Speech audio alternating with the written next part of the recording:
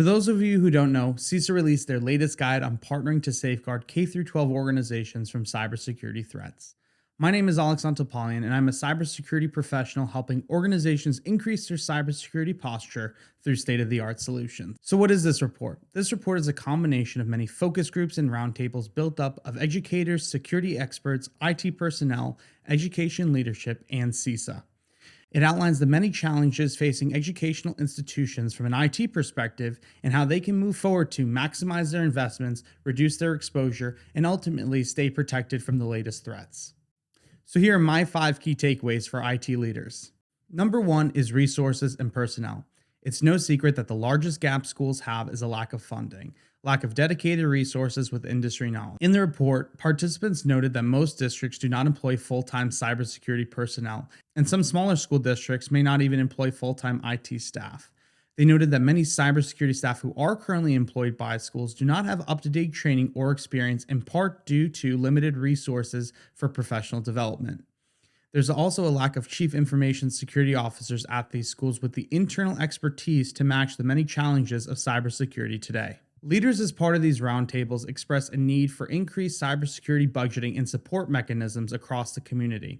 So how can we solve for this? CISA states that this change has to come from the top down. We need leaders to see that this is a much needed area of investment and have them specifically earmark cybersecurity projects in the budget. You can also work with your state planning committee to leverage the state and local cybersecurity grant program. Having dedicated cybersecurity leadership goes a long way in getting the cyber house in order and staying protected. Number 2, leveraging frameworks. Being able to take what's out there and innovate on that. Don't just build a new mousetrap, build a better mousetrap.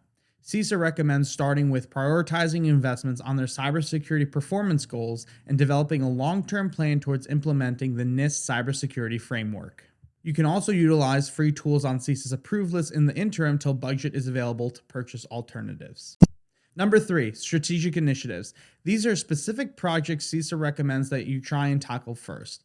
Implementation of an MFA. There are a ton of providers out there, and as CISA states, some are better than others, but having an MFA is better than no MFA. Next, make sure you have a good backup solution and test your backups regularly. In the event of a breach, you know you will need them, and a well-tested backup can be a huge lifesaver for any organization. Also, cyber response plans. These plans are super helpful as a documented process that faculty and staff are all familiar with. What does your organization do in the event of an incident? How do you respond? What controls are in place? How do you lock things down? And how do you remediate the threat? Patching vulnerabilities. How do you perform scans and how are you patching? How often do you patch? If you don't have a dedicated tool, CISA does have a free one available for K-12 organizations that I'll link down below. Number 4, cyber training campaigns. These can either be paid training through services like KnowBe4 or tools for phishing campaigns, training on how to recognize spam, the importance of password uniqueness, and how to create strong passwords. Let's teach our kids early on how to recognize spam and phishing and have good password hygiene. Lastly, 5, collaboration and information gathering. Going back to my better mousetrap example, we need to collaborate with our peers more. We need to share what's working and what's not. You can join relevant collaboration groups such as MSISAC and K-12-6 or form partnerships with other districts in your area to share information. Also, work towards building a strong relationship with CISA and your local FBI regional cybersecurity office. That's going to wrap up my 5 key takeaways from CISA's latest guide on partnering with K-12 organizations. If you like this video, make sure to follow me and leave a comment for future topics that I can cover. I've also included all the resources down below, as well as a link to the full report. That's it for today. Remember to always stay protected.